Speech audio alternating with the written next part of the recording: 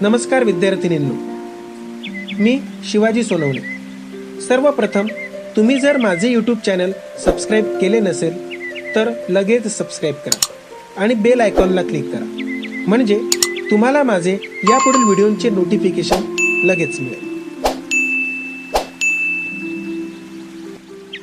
इयत्ता 7वी, विषय नागरिकशास्त्र, धडा पहिला, आपल्या संविधानाची ओळख. विद्यार्थिनींनो, मागील तासाला आपण संविधानातील तरतुदी आणि संविधानाची आवश्यकता या दोन मुद्द्यांचा अभ्यास केला. आता आपण राज्यकारभार म्हणजे काय, संविधान निर्मितीची पार्श्वभूमी काय आहे, संविधान सभा म्हणजे काय, डॉक्टर बाबासाहेब आंबेडकरांचे संविधान निर्मितीसाठी काय योगदान आहे, या मुद्द्यांचा अभ्यास करणार आहोत. राज्यकारभार म्हणजे काय? विद्यार्थिनींनो, आता आपण देशाच्या राज्यकारभारात कोणत्या बाबी सामावलेल्या असतात ते पाहू. देशांच्या सीमांचे रक्षण करणे, परकीय आक्रमणांपासून जनतेचे रक्षण करणे, दारिद्र्य निर्मूलन, रोजगार निर्मिती, शिक्षण व आरोग्य सेवा, उद्योग व्यवसायांना प्रोत्साहन, दुर्बल घटकांचे संरक्षण, महिला, बालके व आदिवासींच्या प्रगतीसाठी उपाययोजना करणे, या सर्वच बाबींबद्दल शासनाला कायदे करावे लागतात आणि या कायद्यांच्या अंमलबजावणीतूनच शासन समाजामध्ये योग्य ते बदल घडवून आणते. त्यासाठी शासनाला योग्य वेळी योग्य निर्णय घ्यावे लागतात आणि ते निर्णय सर्वांच्या हिताचे असणे आवश्यक असते. थोडक्यात, आधुनिक काळातील शासनाला अवकाश संशोधनापासून ते सार्वजनिक स्वच्छतेपर्यंतचे सर्व निर्णय घ्यावे लागतात आणि हे निर्णय घेणे म्हणजेच राज्यकारभार पाहणे होय. संविधानाचा अर्थ, त्याची आवश्यकता, त्यानुसार चालणारा राज्यकारभार या सर्व बाबींचा विचार केल्यानंतर आपण संविधान निर्मिती कशी झाली ते पाहूया. संविधान निर्मितीची पार्श्वभूमी. इसवी सन 1946च्या पूर्वीपर्यंत भारताचा राज्यकारभार ब्रिटिशांनी तयार केलेल्या कायद्यानुसार चालत असे. 1946 साली भारताला स्वातंत्र्य देण्याचे ब्रिटिशांनी जाहीर केले. स्वतंत्र भारताचा राज्यकारभार ब्रिटिशांनी केलेल्या कायद्यानुसार चालणार नाही, तर तो भारतीयांनी स्वतः तयार केलेल्या कायद्यानुसार चालेल, असा स्वातंत्र्य चळवळीतील लोकांचा आग्रह होता. म्हणून संविधान समितीची स्थापना झाली होती. या कामासाठी काही तज्ञ लोकांची समिती स्थापन करण्यात आली होती. ती समिती संविधान सभा म्हणून ओळखली जाते. संविधान सभा. विद्यार्थिनींनो, आपला देश 15 ऑगस्ट 1947 रोजी स्वतंत्र झाला. त्याआधी भारतावर इंग्रजांचे राज्य होते.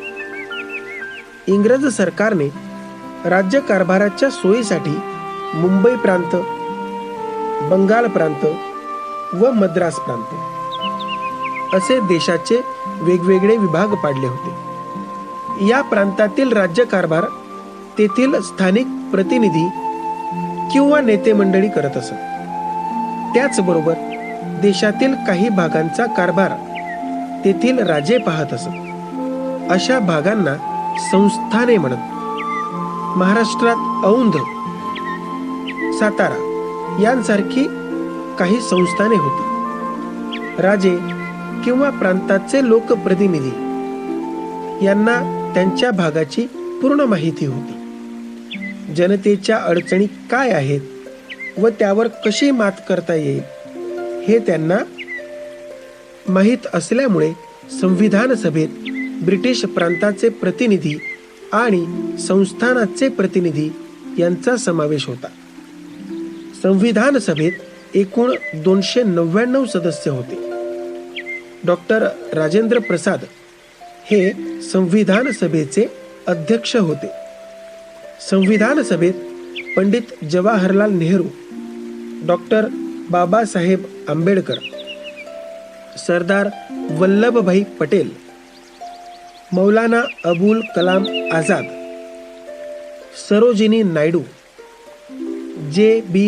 कृपलानी, राजकुमारी अमृत कौर, दुर्गाबाई देशमुख, हंसाबेन मेहता असे अनेक मान्यवर सदस्य होते. आणि B.N. राव या कायदेतज्ञाची संविधान सभेचे कायदेविषयक सल्लागार म्हणून नेमणूक झाली होती. आपल्या संविधान सभेत 299 सदस्य होते, तरी सुद्धा संविधान सभेत चर्चा व विचार विनिमयाच्या आधारे सर्व निर्णय घेण्यात आले. विरोधी मतांचा आदर व त्यांनी केलेल्या सूचनांचा आदर, त्याची अंमलबजावणी हे आपल्या राज्यघटनेचे महत्त्वाचे वैशिष्ट्य आहे. पूर्वी पाहिल्याप्रमाणे भारतीय संविधान सर्वात प्रदीर्घ, मोठे असे लिखित संविधान आहे. ते लिहून पूर्ण करण्यासाठी तब्बल 2 वर्षे 11 महिने 17 दिवस इतका कालावधी लागला. भारताच्या मूळ संविधानात एकूण 22 भाग, 395 कलमे आणि 8 परिशिष्टे यांचा समावेश आहे. काळानुरूप व गरजेनुसार यात काही बदल होत आहे किंवा नवीन गोष्टींचा समावेश केला जात आहे. आता पुढील मुद्दा आहे डॉक्टर बाबासाहेब आंबेडकरांचे योगदान. डॉक्टर बाबासाहेब आंबेडकर हे कुशाग्र बुद्धिमत्ता असलेले व्यक्तिमत्व होते. ते मसुदा समितीचे अध्यक्ष होते. मसुदा समितीच्या अध्यक्षपदी निवड झालेल्या डॉक्टर बाबासाहेब आंबेडकरांनी विविध देशांच्या संविधानाचा अभ्यास व चिंतन करून भारतीय संविधानाचा मसुदा तयार केला. हा मसुदा संविधान सभेत मांडून त्यावर विचारलेल्या प्रश्नांची उत्तरे दिली. संविधान सभेने सुचविलेल्या सूचनांप्रमाणे मसुद्यात बदल केले. संविधानातील प्रत्येक तरतूद निर्दोष तयार करून अंतिम मसुदा संविधान सभेला डॉक्टर बाबासाहेब आंबेडकरांनी सादर केला. ही सर्व कामे डॉक्टर बाबासाहेब आंबेडकरांनी तयार केल्यामुळे त्यांना भारतीय संविधानाचे शिल्पकार असे म्हणतात. संपूर्ण संविधान लिहून पूर्ण झाल्यानंतर 26 नोव्हेंबर 1949 रोजी मसुदा समितीने तयार केलेले संविधान भारतीय संविधान सभेला सादर केले. याच दिवशी संविधान सभेने या संविधानाला मान्यता दिली म्हणून 26 नोव्हेंबर 1949 हा दिवस संविधान दिन म्हणून साजरा करतात. 26 जानेवारी 1950 रोजी संविधानातील तरतुदींनुसार देशाचा कारभार चालविणे सुरू करण्यात आले. या दिवसापासून भारताचे प्रजासत्ताक अस्तित्वात आले म्हणून 26 जानेवारी हा दिवस आपण प्रजासत्ताक दिन म्हणून साजरा करतो. विद्यार्थिनींनो, तुम्हाला हे माहीत असायला हवे की डॉक्टर बाबासाहेब आंबेडकरांचा जसा भारतीय राज्यघटनेमध्ये महत्त्वाचा व मोठा सहभाग होता, तसेच इतर अनेक क्षेत्रात त्यांनी मोठे कार्य केले आहे. ते थोर विचारवंत होते. मागासवर्गीयांचा विकास करण्यासाठी त्यांना माणूसपणाची वागणूक मिळावी म्हणून त्यांनी आजन्म लढा दिला. तसेच जल व्यवस्थापन, परराष्ट्र संबंध, राष्ट्रीय सुरक्षा, पत्रकारिता, अर्थकारण, सामाजिक न्याय अशा विविध क्षेत्रातही डॉक्टर बाबासाहेब आंबेडकरांचे महत्त्वाचे योगदान आहे. विद्यार्थिनींनो, अशा प्रकारे आपण आपल्या संविधानाची ओळख या पाठाचा अभ्यास केला व संविधानाची म्हणजेच आपल्या राज्यघटनेची ओळख करून घेतली. धन्यवाद.